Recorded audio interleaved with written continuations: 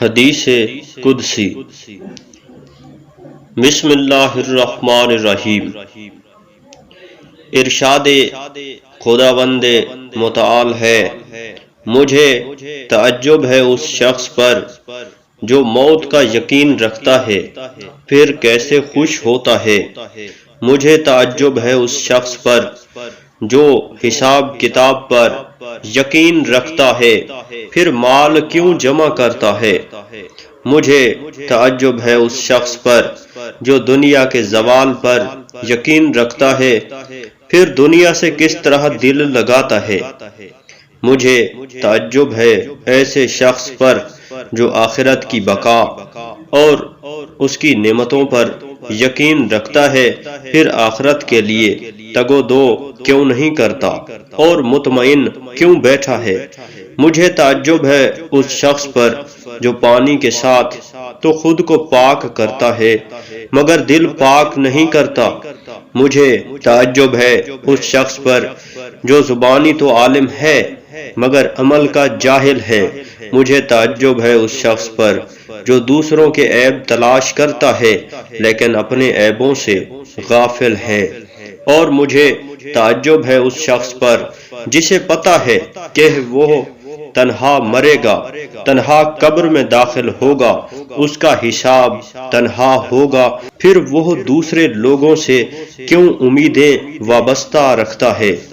میں خود اپنے لیے گواہی دیتا ہوں کہ میرے سوا کوئی لائق عبادت نہیں، میرا کوئی شریک نہیں، اور محمد صلی اللہ علیہ وآلہ وسلم میرے عبد اور میرے رسول ہیں۔ جو میری قضاء و قدر پر راضی نہ ہوا، جس نے مصیبتوں پر صبر نہ کیا، جس نے میری نعمتوں پر شکر ادا نہ کیا، جو میری عطا پر قانع نہ ہوا، وہ میرے سوا کوئی دوسرا رب ڈھونڈ لے، میرے آسمان کے سائبان سے نکل جائے۔